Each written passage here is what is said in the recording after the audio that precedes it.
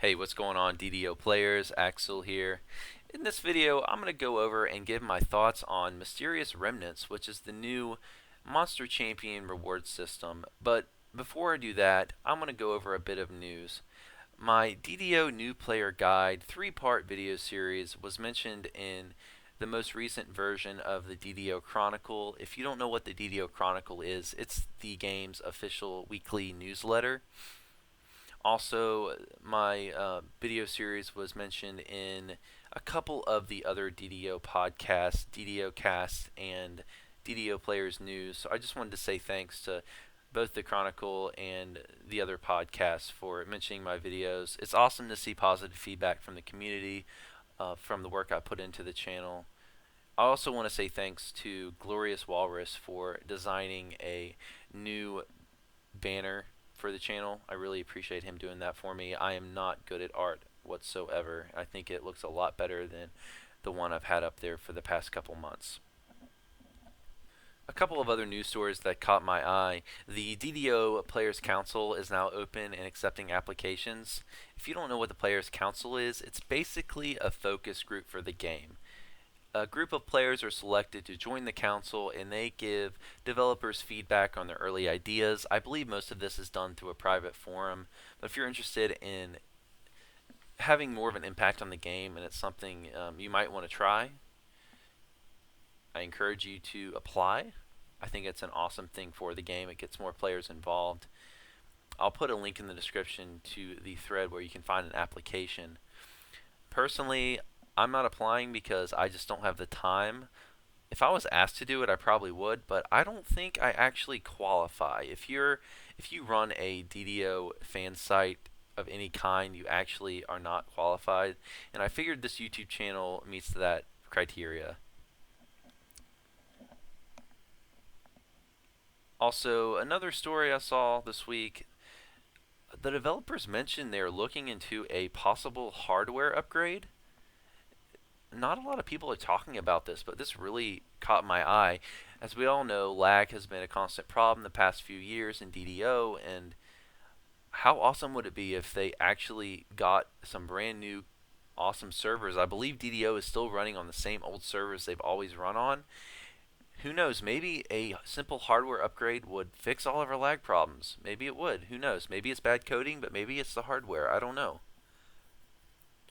But it's something I'm really looking forward to, and I hope that they give us more feedback on this. Nothing's confirmed. It's just speculation at this point. It's just a developer comment that said they were looking into a hardware upgrade. I believe it was actually Severlin, the executive producer.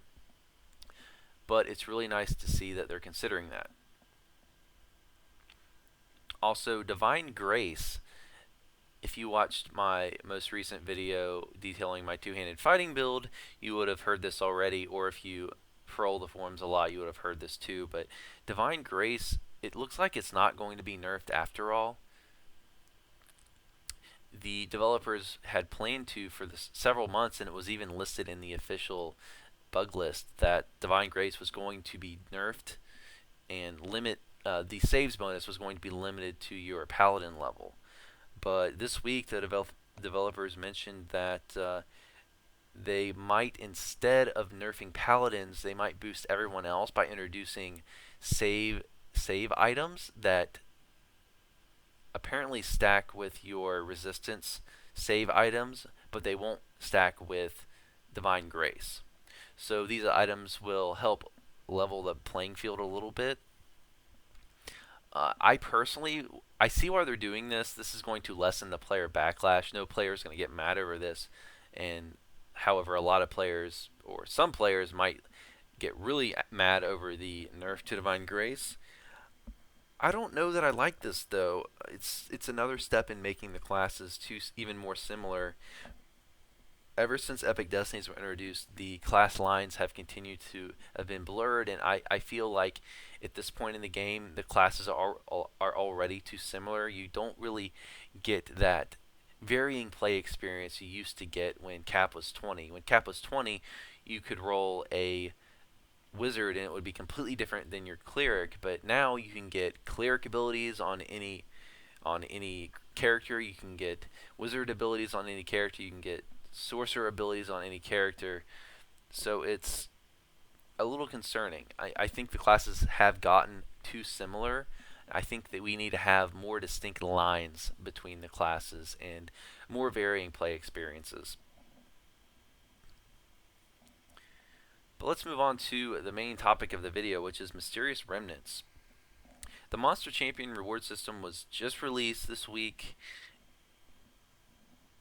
and let's go over what is being offered. If you don't know how this works, anytime you kill a champion, you have a chance of receiving Mysterious Remnants. I believe mini bosses have a chance to spawn a chest which contains Mysterious Remnants, and they also can sporadically appear on the dungeon floor, and you can pick them up, sort of like a collectible.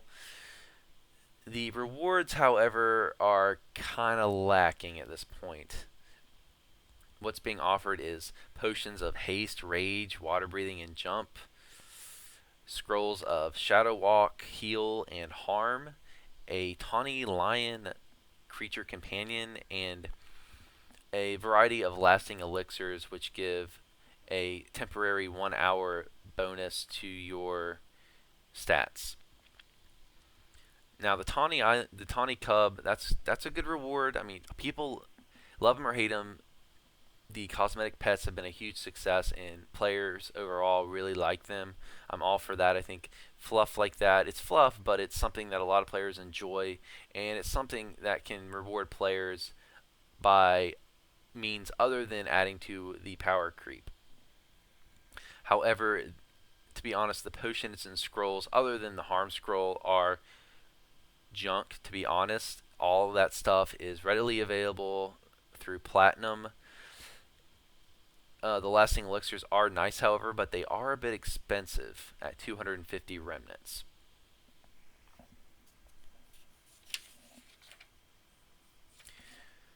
One other part of this system that I don't like is the following rule. Mysterious fragments can only appear if the difficulty modified quest level is equal to or higher than the player character's level that killed the champion. So what this means is if you're a level 28 character, you cannot get any remnants from lower than level 28 quests.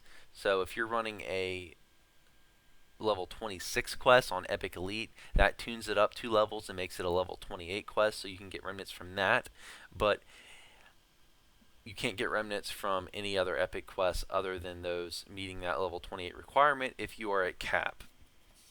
I think this system is great for heroics. It makes complete sense because all of the power in heroics is based on character level.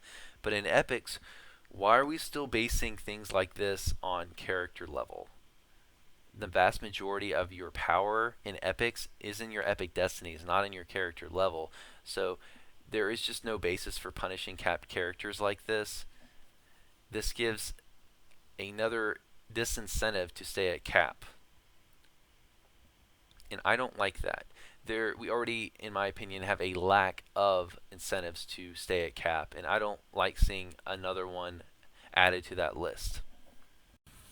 I chimed in on a thread this week that was giving suggestions to the developers on possible rewards for these monster champions, for killing these monster champions, because the vast majority of players are not happy with the reward system they've rolled out.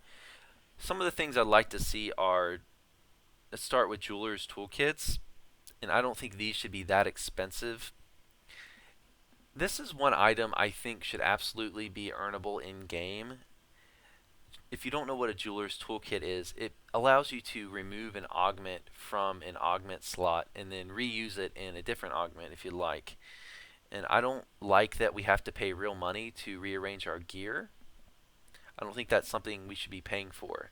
There's a lot of things that DDO should be charging for and making money on. After all, this is a business. I understand they have to make money to stay alive, but rearranging your gear, really, I think that pushes the envelope a little too much. So I would like to see those introduced in the new Monster Champion Rewards System list. Also, this pick up some really useful consumables that players like. For example, XP elixirs, lesser, medium, greater. We could leave the best ones for the store. Let's pick up Jewels of Fortune, small and medium. We can leave the best Jewels of Fortune for the store. Next on my list is teleport wands. One thing that's always irked me is that teleport is not readily available for anyone except for arcanes and melees and divines who have UMD.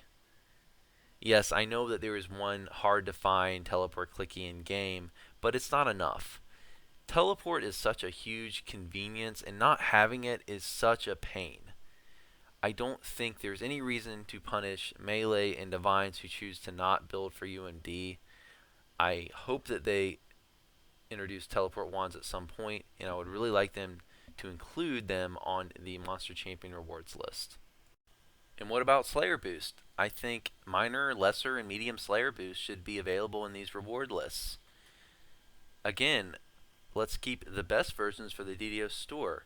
As you can see, what I'm proposing here is a system that lets players earn a decent version of these most popular consumables in-game, but still leaves the very best versions as store exclusive items. That way, if you want to earn a good version, you can do that through playing the game, but if you want the very best version, you have to go and spend real money at the store. This would allow players to earn a decent version through gameplay, but still require that min-maxers pay real money for the very best versions. I think this is a fair compromise between earning items in game and letting Turbine make the money that they need to make to keep the game alive.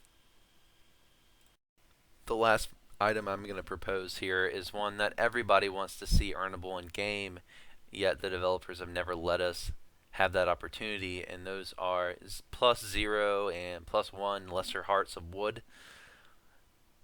I agree that these should be very expensive in terms of rewards. It should take you maybe a week to farm them out, but they should be earnable in game, especially when we have iconic heroes that have a forced first level. I don't think it's right that you have to pay $11 to take that fighter level out of your Purple Dragon Knight or take that rogue level out of your Shatter Kai. I think that lesser hearts, because they are required to be used for certain builds, should be earnable in game. However, on a positive note, I think the developers have a plan here. I think they shot low on these rewards on purpose. They don't want to make them too good at first, because if you make them too good, players are going to get really mad if you lower them. But if you start the bar low, players are going to only get happy if you raise them. Players only get upset when you take things away or nerf their builds. They don't get upset when you buff builds or buff characters or buff in-game items. I've seen a lot of developer feedback on the forums about the rewards, and it seems pretty obvious that they know players aren't happy with the rewards, and I guarantee you we're going to see better rewards soon. So don't expect to be stuck with these rewards for long. I guarantee you we're going to see improvements in the near future. I could be wrong, but I seriously doubt it. Also, before the first reward list was even released, the developers told us that this is a constantly moving reward system. It's not a static one. So the rewards you see on the list today are not going to always be the only rewards on the list. Some rewards will be added in the future, some will periodically be taken away. The developers seem to be playing it really cautiously. They don't want to give us too good of rewards at first, because they don't want to deal with upset players when the reward lists change. I'd encourage you to head over to the forums and give your input on what you think should be included in the rewards lists. This is a hot topic right now on the forums, and I'm sure that the developers are watching and reading all the feedback they're getting. I hope you enjoyed the video. If you did, please subscribe and tell your DDO friends and guildies about my channel. Thanks for watching.